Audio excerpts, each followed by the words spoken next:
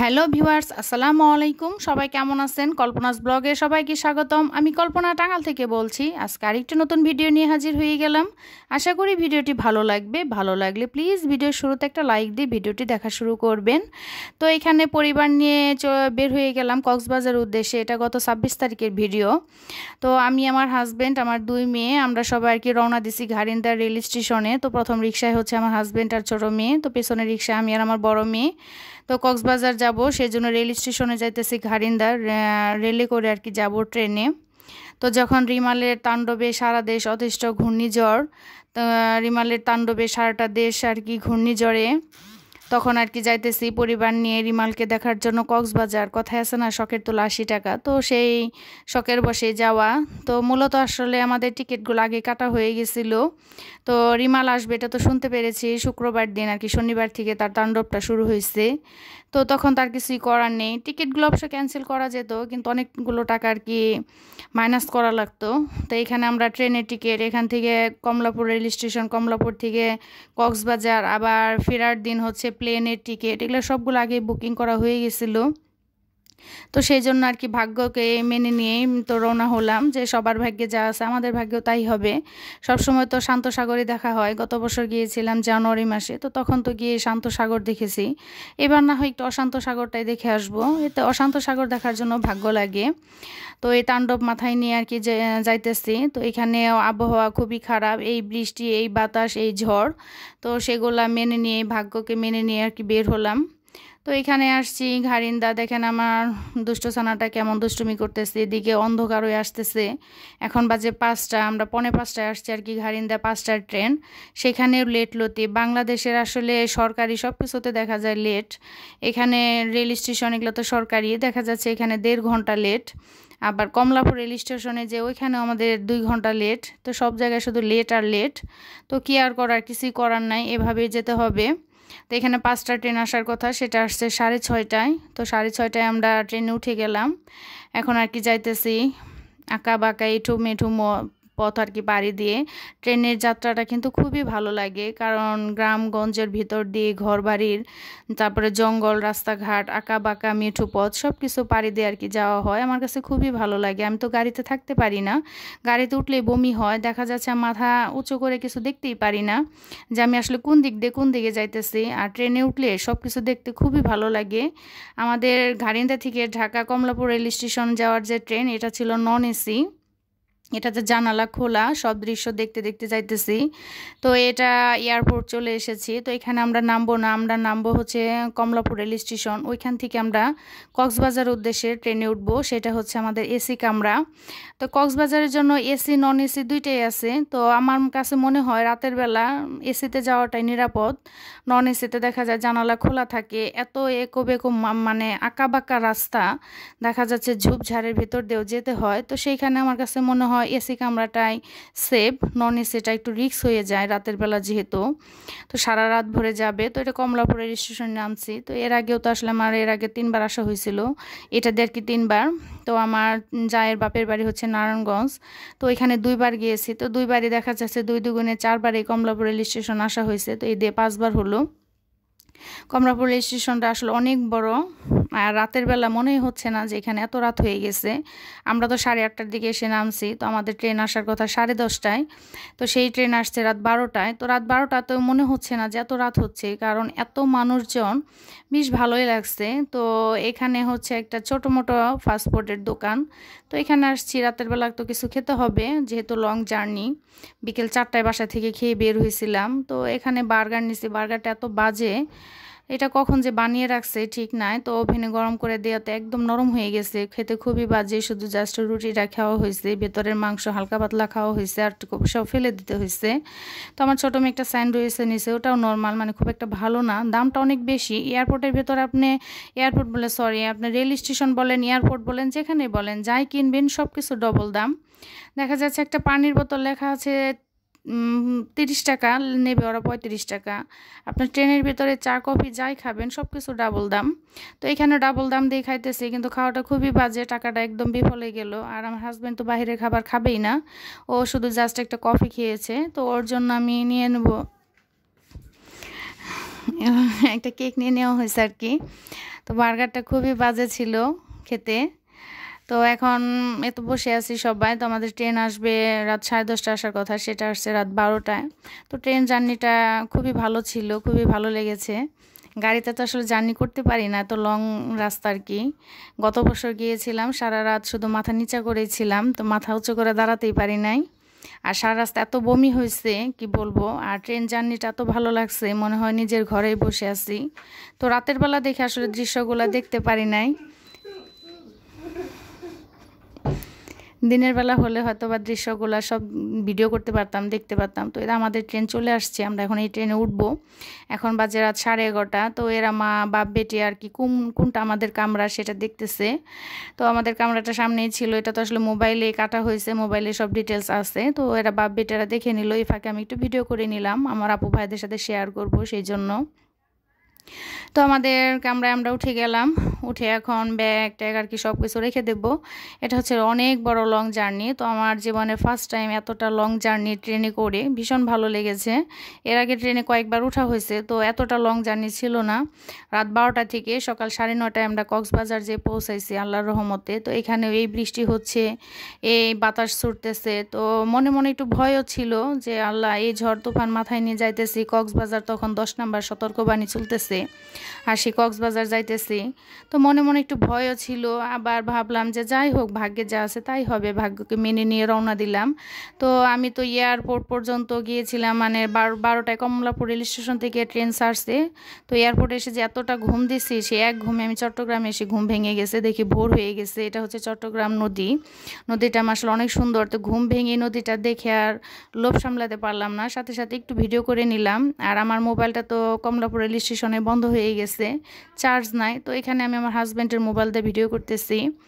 তো কক্সবাজার যে আমার মোবাইলের সাথে ঘটে গেছে বড় একটি দুর্ঘটনা, সেটা আপনাদের সাথে শেয়ার করব। সেজন্য আমি আমার প্রিয় আপু ভাইদের ভিডিও ঠিকমতো দেখতে পারি নাই, এমনকি আমি নিজেও কোনো ভিডিও দিতে পারি নাই।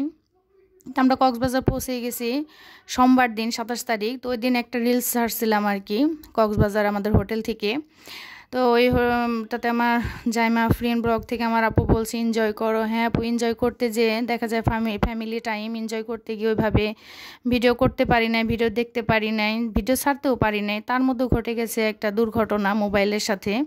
তো সেটা আপনাদের সাথে শেয়ার করব, কি দুর্ঘটনা ঘটে গেল, আর কোথায় উঠেছি, কোন হোটেলে, কোথায় কোথায় ঘুরেছি, কি কি খেয়েছি, সাগরের উথাল পাথাল ঢেউ সবই আপনাদের সাথে শেয়ার করব। তো একটা ব্লগে তো আসলে শেয়ার করা সম্ভব না।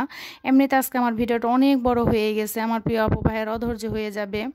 আর কিছু সংখ্যক প্রিয় আপু ভাইয়া আছে, দেখা যাবে এরা একটু ধৈর্য সহকারে দেখবে, আর অনেক আপু ভাইয়ের অধৈর্য হয়ে যাবে। প্লিজ কেউ অধৈর্য হবেন না, ভালোবেসে ভিডিওটা দেখে নেবেন। আর আমার ভিডিওটা কেমন হয় সেটা অবশ্যই কমেন্টে জানাবেন। তো এখন ভোর 5:30। তো ট্রেনে তো একটু পর পরই দেখা যাচ্ছে আপনার চা, কফি, চিপস, তারপর হচ্ছে পানি, জুস এগুলো নিয়ে আসে। তো কফি নিয়ে নিলাম, এই ছোট্ট একটা কফি 30 টাকা করে বলেন। কফিটা খেতে মোটামুটি ভালোই ছিল, খুব একটা খারাপ ছিল না। তো এখন 5:30 বাজে, ভোরবেলা। তো এখানে দেখা যাচ্ছে জঙ্গলের ভেতরে, এখানে বাড়িঘরও দেখা যায় খুব কম, আবার কিছু কিছু জায়গায় বাড়িঘর তো একো বেকো, মানে আঁকাবাঁকা মেঠো পথ দিয়ে আর কি ট্রেনটা যাইতেছে, ভীষণ ভালো লাগছে দেখে। তো রাতের দৃশ্যটা তো আসলে দেখতে পারি না, আর রাতে ছিলাম ঘুমে, আর অন্ধকারে কোনো কিছু দেখাও যেত না। দেখা যায় একদম চট্টগ্রামের এদিকে এসে ভোর হয়ে গেছে। তো তখন থেকে টুকটাক ভিডিও করছি। পাহাড়ি দৃশ্যগুলো দেখতে ভীষণ ভালো লাগে, ঘর বাড়ি উঁচা নিচা দেখা যাচ্ছে। এর জন্য পাহাড়ি ধসে অনেক সময়, অনেক বৃষ্টিতে পাহাড়ি ধসে লোকজন মারা যায়, দেখে ভীষণ খারাপ লাগে। তো এদের জীবনটা দেখে ভাবতেছি যে আমাদের কাছে দেখতে ভালো লাগতেছে, কিন্তু এরা থাকতে থাকতে হয়তো বা এদের কাছে অভ্যস্ত হয়ে গেছে, কিন্তু এদের জীবনটা অনেক রিস্কের মধ্যে থাকে। যখন সব মানে ঝড় তুফান বৃষ্টি হয়, চট্টগ্রাম ছাড়িয়ে যখন রামো থানায় আসলাম, রামো স্টেশনে, তখন তো তুমুল বেগে ঝড় বাতাস, মনের ভেতর একটা ভয় কাজ করতেছে, এখানে এত ঝড় বাতাস, কক্সবাজার গিয়ে যে কি দেখব, তা আমাদের সাথে কি হবে, এই 4টা দিন কি আমাদের হোটেলে থেকে কাটিয়ে দিতে হবে কিনা, এই একটা দ্বিধাদ্বন্দ্বে ছিলাম। তো আল্লাহর রহমতে মঙ্গলবার থেকে সব স্বাভাবিক হয়ে গেছে। 10 নম্বরে সতর্কবাণী 3 নম্বরে এসে ঠেকেছে, সাগরেও নামতে পারছি, গোসল করতে পারছি, মানে ঘুরতে পারছি রিল্যাক্সে। আল্লাহ যা করে ভালোর জন্যই করে। মানে সোমবার দিন যে একটু উথাল পাতাল সাগরটা দেখে একটু মনে ভয় কাজ করছিল, আর পুলিশরা বারবার সতর্ক দিচ্ছিল যে পানিতে নামা যাবে না, সাগরের কাছে যাওয়া যাবে না। পুলিশ অনেক পুলিশ ছিল এখান দিয়ে, সাধারণ লোকদেরকে ধারে কাছে যেতে দেয়নি সাগরের। আর মঙ্গলবার থেকে আল্লাহর রহমতে সব স্বাভাবিক হয়ে গেছে, সাগরে নেমে গোসল করাই গেছে। তো এদিকে টাঙ্গালে ফোন দিয়ে শুনি মঙ্গলবার থেকে সোমবার থেকে শুরু হয়েছে, মঙ্গলবার বুধবার প্রচুর বৃষ্টি, ঝড় তুফান, গাছপালা ভেঙে গেছে। তো এই দিক দিয়ে আবার দেখি মানে কক্সবাজারে আবহাওয়া একদম স্বাভাবিক। আমরা বিন্দাস সারাদিন ঘুরছি, বেড়াইছি, গোসল করছি সাগরে, সবই আপনাদের সাথে টুকটাক শেয়ার করবো। আমার হাজব্যান্ডের মোবাইল দিয়ে আর কি ভিডিও করে রাখছি। তো দেখেন কত দূর দিয়ে ট্রেন লাইনটা যাইতেছে। ট্রেন লাইনটা হওয়াতে কক্সবাজারে যাতায়াতটা অনেকটা সুবিধার হয়ে গেছে। গাড়িতে জার্নি করা অনেক অনেক কষ্ট, সেটা আমি গতবার গিয়ে বুঝতে পারছি। তো আমি কানে ধরে তবা কাটছি যে আমি আর কখনো এত দূর লং জার্নি করে গাড়িতে যাব না। তবে এবার ট্রেনে যে আমার ভীষণ ভালো লাগছে। আর আসার সময় জানি তো আরও ভালো লাগছে, সেটা হচ্ছে প্লেনে 10 ঘন্টার রাস্তা 1 ঘন্টায় চলে আসছি। তো এরপরে আর কি কক্সবাজার যাওয়াটা সুবিধা হবে সবার জন্য। যারা এখনও ট্রেনে যাননি তারা একটাবার হলেও গিয়ে দেখবেন, খুবই ভালো লাগে। মনে হয় যে রুমের ভিতরে বসে আছি, অনায়াসে যাইতেছে আর কি, আঁকা বাঁকা মেট রাস্তা ধরে আর কি, জঙ্গল মেঠু পথ সব পাড়ি দিয়ে খুবই ভালো লাগছে ট্রেন জার্নিটা। দেখতে দেখতে আমরা কক্সবাজার কাছাকাছি চলেই আসলাম। তো এতক্ষণ ধৈর্য ধরে কে আমার সাথে আছেন বা কে চলে গেছেন আমি জানি না। যারা ধৈর্য ধরে আছেন তাদের অসংখ্য অসংখ্য ধন্যবাদ। এভাবে ভালোবাসা দিয়ে উৎসাহ দিয়ে আমার পাশেই থাকবেন। আর আমার ভিডিওটি কেমন হলো সেটা অবশ্যই কমেন্টের মাধ্যমে জানাবেন। আমার কথাও কাজে কোনো অংশে যদি ভালো লেগে গিয়ে থাকে তাহলে আমার এই ছোট্ট চ্যানেলটিকে সাবস্ক্রাইব করে আমার পাশেই থেকে যেতে পারেন আমার বন্ধু হয়ে। আর নিত্য নতুন ভিডিও দেখার জন্য বা ডান পাশের বেল আইকনটি অবশ্যই প্রেস করে রাখবেন, তাহলে আমি আমার যখন ভিডিও ছাড়বো নোটিফিকেশন আকারে চলে যাবে, আপনি আপনার সুবিধা অনুযায়ী ভিডিওটা দেখে নিতে পারবেন। তো আমার প্রিয় নাসরিন আপু আমাকে কমেন্ট করছে, আপু তুমি কোথায় আছো, তুমি ভিডিও দিচ্ছ না, তোমাকে দেখতে পারছি না। তো হ্যাঁ আপু, আমি এখন টাঙ্গালে চলে আসছি আল্লাহর রহমতে ভালোভাবে। তো ভিডিও দেব, আমার মোবাইলটা আসলে নষ্ট হয়ে গেছিলো সাগরের পানিতে, সেটাও ভিডিও আপনাদের সাথে শেয়ার করব। আমার রান্না ভালোবাসি, আমার এই প্রিয় প্রিয় আপুটা আমাকে কমেন্ট করছে তোমার ভিডিও দেখতেছি না, তোমার মিষ্টি মিষ্টি কথা শুনতে পারতেছি না। হ্যাঁ আপু, আমি ভিডিও দেব। আমার সোনা আপুরা যে আমাকে মিস করে, এটা শুনে আমার এত ভালো লেগেছে, মনে হয় ইউটিউবে আসাটা আমার সার্থক হয়ে গেছে। যে আমি চিনি না জানি না, আমাকে দেখেনি, অথচ আমার আপুরা এত ভালোবাসা দিছে যে আমার ইউটিউব আসাটা সার্থক। আমার খুবই ভালো লাগছে। আর এই ধরনের কমেন্ট পেয়ে আরেকটা পুনরায় ভিডিও বানাতে অনেকটা উৎসাহিত হই, খুবই ভালো লাগে।